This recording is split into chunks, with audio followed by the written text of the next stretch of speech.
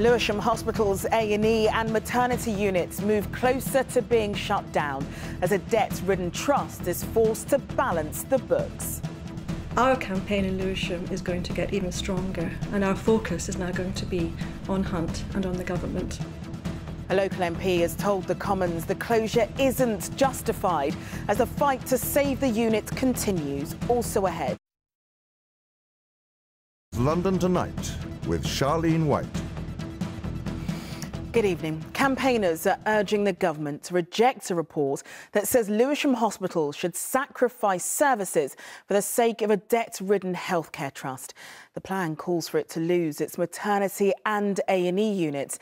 It's to help South London Healthcare NHS Trust, even though Lewisham isn't controlled by the trust. It runs 3 hospitals in London: the Princess Royal in Bromley, Queen Elizabeth in Woolwich and Queen Mary's in Sidcup, which are also affected by today's report. Our health correspondent Liz Wickham reports.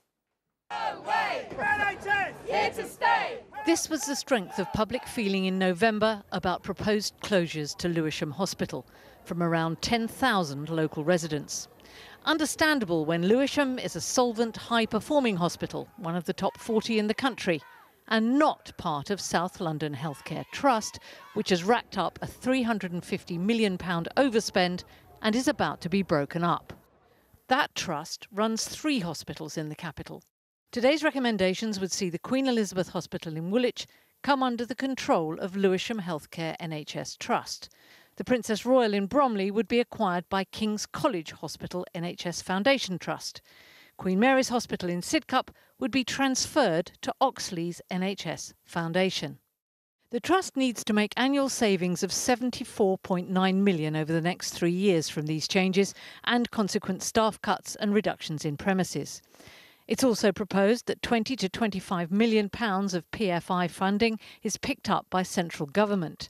And yet putting these changes into effect will cost £55 million.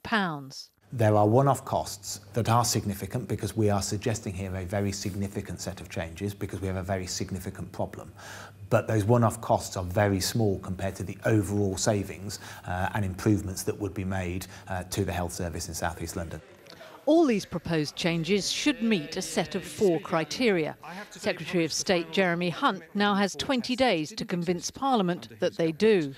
And I won't accept any of the changes that the Special Administrator proposes unless I am satisfied that all those 4 tests have been met, and they include proper local consultation, because I consider that to be extremely important. The knock-on effect for Lewisham would be to lose most major services, including accident and emergency and obstetrics, to Queen Elizabeth's Hospital, Woolwich. What Lewisham will be left with is a birthing centre run by midwives, an urgent care centre run by GPs, and some simple elective surgery. For any true emergency, patients will have to make their way to Queen Elizabeth's Hospital in Woolwich, 10 miles away. Our campaign in Lewisham is going to get even stronger, and our focus is now going to be on Hunt and on the government. And we're giving 2 messages. One is that there's huge clinical risk if he goes along with these proposals. Secondly, there's a political risk because the government keeps saying that changes to hospital reconfigurations have to have clinical support and have to have patient support. It has neither.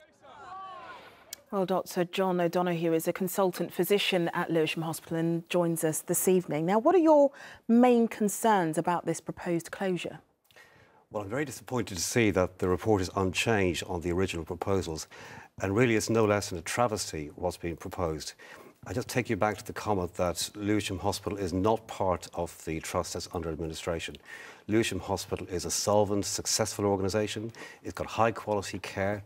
It's in the top Dr. Foster quintile. It's one of the top hospitals in London. And yet it's been closed down as part of an administration exercise for a completely different part of London. And I think the residents of Lewisham stand to be scapegoated and made victims of this. They will have to travel further for care at neighbouring hospitals, which are already overstretched. Now, we have a statement here from the Department of Health. He says, "We have been clear that doing nothing is not an option. It's crucial that patients in South East London have high-quality health services that will last. There isn't an easy solution to the problems at South London Healthcare NHS Trust. What would be your reaction to that statement? Well, I think that certainly things will change in the future. I mean, there will be a move from hospital to community care over 10 years.